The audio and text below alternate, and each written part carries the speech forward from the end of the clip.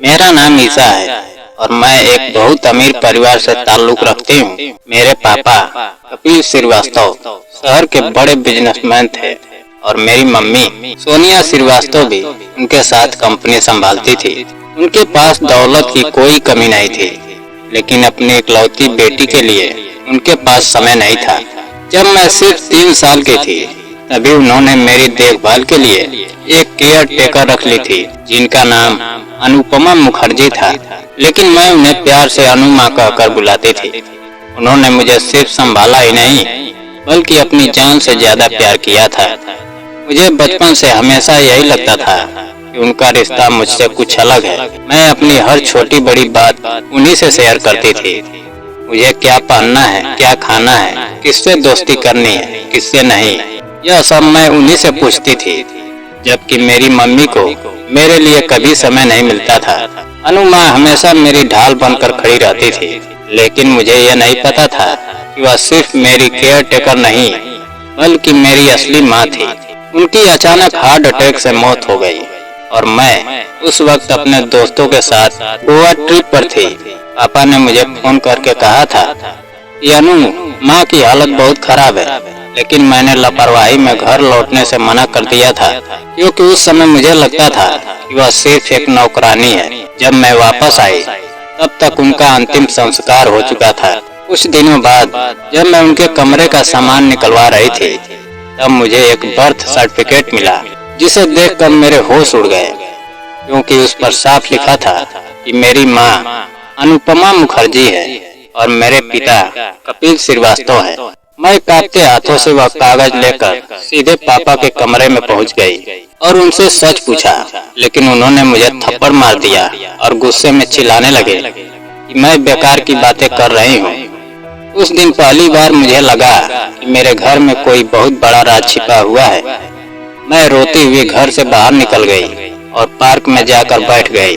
तभी मम्मी मेरे पास आई और बोली, इस सच को यही दबा दो, क्योंकि जितना मैं इसकी गहराई में जाऊंगी उतना ही अंधेरे में डूबती चली जाऊंगी। उनकी बातों ने मेरा शक और मजबूत कर दिया।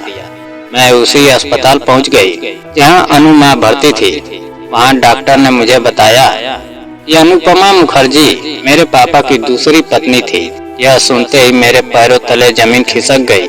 मुझे पता चला कि मेरे पापा ने उनसे शादी की थी, लेकिन बाद में सोनिया श्रीवास्तव से प्यार होने के कारण उन्हें तलाक दे दिया था और फिर उन्हें मेरी केयर टेकर बनाकर उसी घर में रख लिया जहां वह कभी दुल्हन बनकर आई थी।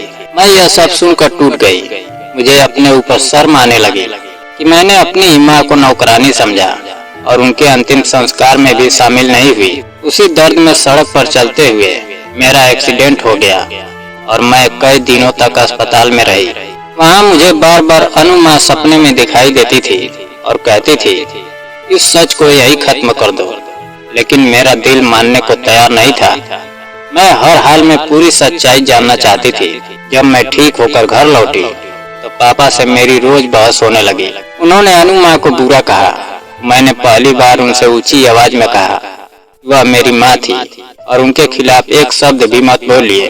पापा मेरी बात सुनकर चुप हो गए, लेकिन सच अभी भी अधूरा था।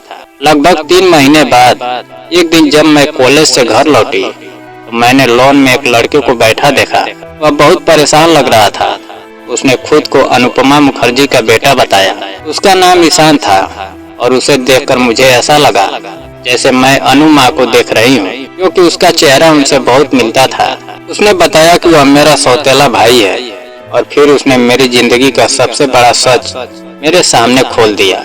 उसने कहा कि उसकी माँ गांव की एक विधवा औरत थी जिनसे मेरे पापा ने शादी की थी, लेकिन जब मेरी मम्मी सोनिया श्रीवास्तव उनकी जिंदगी में आई तब उन्होंने अनुपमा को छोड़ दिया, क्योंकि वह सोनिया से मोहब्बत करने लगे थे। मेरी माँ ने बहुत रोक कर उनसे कहा था कि कम से कम उन्हें उनकी बेटी से दूर मत किया जाए, इसलिए पापा ने उन्हें केयर टेकर बनाकर घर में रख लिया, लेकिन सख्त आदेश दिया कि मुझे कभी सच्चाई का पता नहीं चलना चाहिए। यह सब सुनकर मेरा दिल फट गया। मुझे याद आने लगा कि कैसे मम्मी छोटी छोटी बातों पर अनु माँ को डांटती थी, कभी कभी थप्पड़ भी मार देती थी और वह सब कुछ चुपचाप सह लेती थी, सिर्फ मेरी खातिर। मैं फूट फूट कर रोने लगी। और ईशान से कहा कि मैंने अपनी माँ की कभी कदर नहीं की। उसने मुझे समझाया कि अब मुझे खुद को संभालना चाहिए, लेकिन मैं अंदर से पूरी तरह टूट चुकी थी। मैंने ईशान को बहुत इज्जत के साथ गांव वापस भेजा और फिर घर लौटकर बहुत बड़ा हंगामा किया। मैंने पापा से पूछा कि उन्होंने मेरी माँ के साथ इतना बड़ा अन्याय क्यों किया। वह चुपचाप मेरी बातें सुनते रहे, क्योंकि अब उनके पास कोई जवाब नहीं था। मैंने उसी दिन वह घर छोड़ दिया और हॉस्टल में जाकर रहने लगी, क्योंकि मैं उस घर में एक पल भी नहीं रह सकती थी जहाँ मेरी माँ को नौकरानी बनाकर रखा गया था। मेरे जाने के बाद पापा की तबीयत खराब रहने लगी। उन्हें मेरी बहुत याद आती थी। एक दिन उन्हें हार्ट अटैक आया तो मैं डर गई, क्योंकि मैं अपनी माँ को पहले ही खो चुकी थी और अब पापा को खोना नहीं चाहती थी। मैं वापस घर लौट आई। पापा ने मुझसे माफी मांगी और कहा कि उन्होंने लालच और मोहब्बत में बहुत बड़ी गलती की थी। धीरे धीरे मैंने उन्हें माफ कर दिया, लेकिन अपनी माँ को कभी नहीं भूल पाई। आज कई साल गुजर चुके हैं। मैं पढ़ लिख कर बहुत कामयाब हो चुकी हूँ और अपने पापा का पूरा बिजनेस संभाल रही हूँ।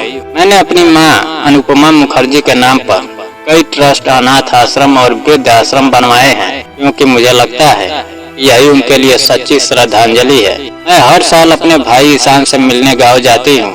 उसके बच्चों के लिए ढेर सारे तोहफे लेकर जाती हूँ और हर रात सोने से पहले अपनी माँ की तस्वीर सीने से लगाकर सोती हूँ, क्योंकि अब मुझे समझ आ चुका है कि माँ सिर्फ जन्म देने वाली नहीं होती, बल्कि वह होती है जो अपनी औलाद के लिए हर दर्द सह जाए और खुद टूटकर भी अपनी बेटी को मुस्कुराना सिखाए। इसीलिए मैं दुनिया के हर इंसान से बस यही कहना चाहती हूँ कि अपनी माँ की इज्जत करो, चाहे वह अमीर हो या गरीब, क्योंकि माँ का प्यार इस दुनिया की सबसे बड़ी दौलत होता है।